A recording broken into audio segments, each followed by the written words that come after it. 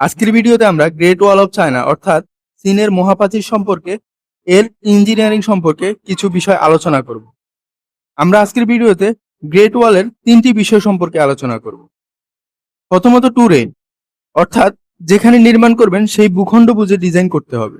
দ্বিতীয়ত ফাউন্ডেশন, পুরো কাঠামোর ওজন নিরাপদে মাটিতে ট্রান্সফার করার ব্যবস্থা করতে হবে। তৃতীয়ত ড্রেনেজ, পানি কাঠামোর শত্রু হতে পারে, তাই পানিকে আটকে না রেখে নিরাপদে বের করে দিতে হবে। আর সবচেয়ে মজার বিষয় হলো এই তিনটি ইঞ্জিনিয়ারিং প্রিন্সিপাল শুধু গ্রেট ওয়ালের জন্য নয়।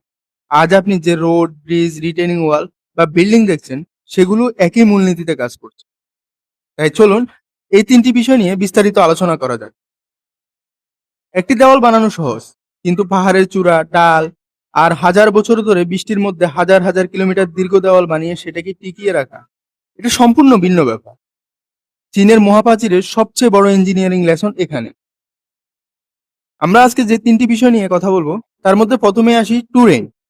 গ্রেট ওয়ালের অনেক অংশ একদম সমতল জায়গায় তৈরি করা হয়নি, বরং পাহাড়ের ডাল ও চূড়ায় রেখে অনুসরণ করে দেওয়ালে এগিয়ে গেছে। এর পেছনে একটি গুরুত্বপূর্ণ ইঞ্জিনিয়ারিং ধারণা আছে: প্রকৃতিকে পুরোপুরি পরিবর্তন না করে প্রকৃতির আকৃতি ব্যবহার করা। অর্থাৎ পাহাড়ের চূড়ায় দেওয়াল বসালে একদিকে প্রতিরক্ষা সুবিধা পাওয়া যায়, অন্যদিকে দেওয়ালের অবস্থান তুলনামূলকভাবে স্থিতিশীল করা যায়। তবে ঢালু জায়গায় সরাসরি দেওয়াল বসিয়ে দিলেই হতো না, প্রথমে জায়গাটি প্রস্তুত করতে হতো এবং যেখানে প্রয়োজন সেখানে পাথর বা শক্ত উপাদান দিয়ে ভিত্তির জন্য স্থিতিশীল স্তর তৈরি করতে হতো। এবার আসি ফাউন্ডেশন। আপনি যদি নরম মাটির উপর একটি বাড়ি দেওয়াল তৈরি করেন, দেওয়ালের ওজনের কারণে মাটির নিচে বসে যেতে পারে।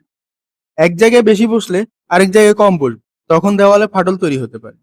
তাই মহাপ্রাচীরের নিচে স্থায়ী মাটি ও ভূপ্রকৃতি অনুযায়ী ভিত্তি প্রস্তুত করতে হতো। অনেক অংশে পাথর ও শক্ত উপাদানের স্তর তৈরি করে তার উপর দেওয়াল নির্মাণ করা হয়েছে। অর্থাৎ আগে নিশ্চিত করতে হবে যে মাটির উপর দেওয়াল দাঁড়াবে সে মাটি দেওয়ালের ওজন নিতে পারবে কিনা। এখানে সিভিল ইঞ্জিনিয়ারিং এর একটি গুরুত্বপূর্ণ বিষয় আছে: বেয়ারিং ক্যাপাসিটি।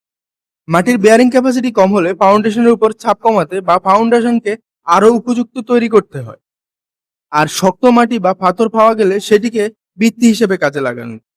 অর্থাৎ মাটির বেয়ারিং ক্যাপাসিটি কম হলে ফাউন্ডেশনের উপর চাপ কমাতে বা ফাউন্ডেশনকে আরো উপযুক্তভাবে তৈরি করতে হয়। আর শক্ত মাটি বা পাথর পাওয়া গেলে সেটিকে ভিত্তি হিসেবে কাজে লাগানো যায়। এখন আসি সবচেয়ে অবহেলিত কিন্তু গুরুত্বপূর্ণ বিষয়: ড্রেনেজ। পাহাড়ে বৃষ্টি হলে পানি ডালের উপর দিয়ে দ্রুত নিচে নামে। এই পানি যদি দেওয়ালের ভেতর আটকে যায় তাহলে মাটি ভিজে দুর্বল হয়ে যেতে পারে, পানির ছাপও বাড়তে পারে, ফলে দেওয়াল ধীরে ধীরে ক্ষতিগ্রস্ত হতে পারে। তাই দেওয়ালের বিভিন্ন অংশে পানি বের করার ব্যবস্থা রাখা হয়েছে। দেওয়ালের উপর জমা পানি যাতে দীর্ঘ সময় আটকে না থাকে এবং দেওয়ালের ফাঁস দিয়ে পানি যেন নিয়ন্ত্রিতভাবে বের হয়ে যেতে পারে সেটিকে নিশ্চিত করা হয়েছে। এই ধারণাটি আজও একই। আপনি যদি একটি রিটেইনিং ওয়াল বানান, শুধু শক্ত কংক্রিট ব্যবহার করলেই হবে না। মাটির পেছনে পানি জমে গেলে হাইড্রোস্ট্যাটিক প্রেসার তৈরি হতে পারে, তাই ড্রেনেজ ব্যবস্থা রাখতে হবে। অর্থাৎ গ্রেট ওয়াল শুধু একটি পুরনো দেওয়াল নয়, এটি আমাদের শেখায় ভালো ইঞ্জিনিয়ারিং মানে শুধু শক্ত কিছু বানানো নয়, বরং মাটি, পানি এবং পরিবেশ বুঝে এমনভাবে তৈরি করা যাতে কাঠামো দীর্ঘদিন নিরাপদ থাকে।